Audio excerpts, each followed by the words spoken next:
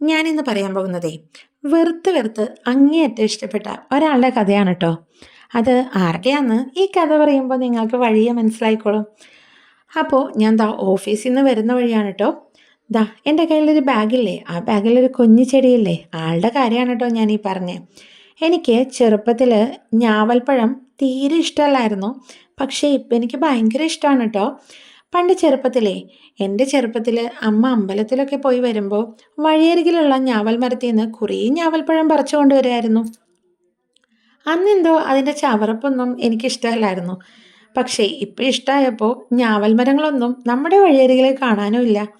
അപ്പോൾ അമ്മയുടെ ഏറ്റവും ഫേവറേറ്റ് ആണ് കേട്ടോ ഞാവൽപ്പഴം. അതുകൊണ്ട് തന്നെ ഇപ്പോൾ വഴിയരികിൽ എവിടെ കണ്ടാലും ഞാനൊരു പാക്കറ്റ് അമ്മയ്ക്കായിട്ട് വാങ്ങിക്കൊണ്ട് വരും കേട്ടോ. അങ്ങനെ കുറേ നാളത്തെ ആഗ്രഹമായിരുന്നു നമ്മുടെ വീട്ടിലും ഒരു ഞാവൽ മരത്തിൻ്റെ തൈ നടണമെന്ന്. അപ്പോൾ ഇപ്പോൾ പരിസ്ഥിതി ദിനത്തിൻ്റെ ഭാഗമായിട്ട് നമ്മുടെ ഓഫീസിൽ കുറേ കസ്റ്റമേഴ്സിന് കുറേ തൈകളൊക്കെ കൊടുത്തു കേട്ടോ. അപ്പോൾ അതിൽ ബാക്കി വന്നതാണ് ഈ ഞാവൽ മരത്തിൻ്റെ തൈ. എന്നാൽ പിന്നെ ഒരെണ്ണം കൊണ്ടുവന്ന് വീട്ടിൽ നടാമെന്ന് ഞാനും വിചാരിച്ചു. അങ്ങനെ ഇതാ ഞാവൽ മരത്തിൻ്റെ തൈയൊക്കെ കൊണ്ടുവന്ന് എവിടെ നടുന്നുള്ള കൺഫ്യൂഷനായിരുന്നു. പറമ്പിൽ കുറേ നേരം ചുറ്റി നടന്നതിന് ശേഷം പ്രശ്നം വെച്ച് ഞാനൊരു സ്ഥലം അങ്ങോട്ട് കണ്ടുപിടിച്ചു. കാരണം ഇത് വളർന്നു വലുതായി വരുമ്പോൾ ഈ മരത്തിനും ചുറ്റുള്ള മരങ്ങൾക്കും ഇതൊരു തടസ്സമാവരുതല്ലോ. അങ്ങനെ ദാ കുറച്ച് ആഴത്തിലുള്ള കുഴിയൊക്കെ എടുത്ത് ഞാവൽ മരം നമ്മൾ നടുകയാണ് കേട്ടോ. ഇത് നടുമ്പോൾ നമ്മുടെ മനസ്സിൽ ഇത് വളർന്നു വലുതായി അതിൽ നിന്ന് ഞാവൽപ്പഴം പറിച്ച് തിന്നുന്നത് വരെ ഞാൻ സ്വപ്നം കണ്ടു കേട്ടോ.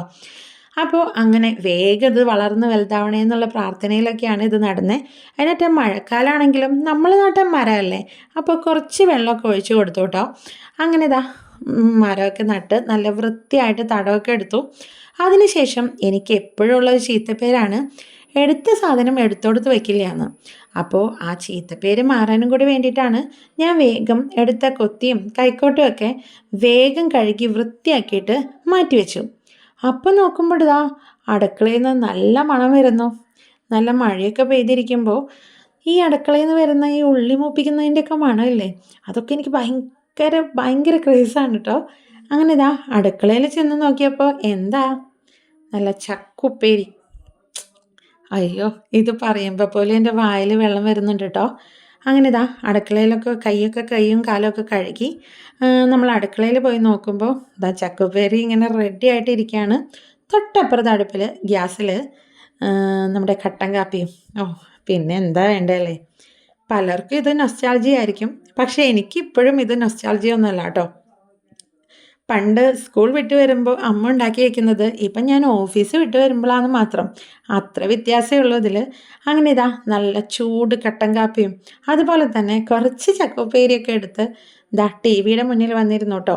നമ്മുടെ കുട്ടിപ്പടകൾ ഇവിടെയുണ്ട്. അപ്പോൾ അവരുടെ കളിയും ചിരിയൊക്കെ കണ്ട് ദാ ഈ ചക്കപ്പേരിയും അതുപോലെ ചൂട് കട്ടൻ കാപ്പിയും ചെറിയൊരു മഴയൊക്കെ ആയിട്ട് ഇരിക്കുമ്പോൾ ഉണ്ടല്ലോ, ഓ സ്വർഗം. അപ്പോൾ അടിപൊളിയാണ്. ഈ കോമ്പിനേഷൻ ഒന്ന് ട്രൈ ചെയ്ത് നോക്കണേ. അപ്പോൾ ഇനിയും കാണുന്നവരെ ബായ്.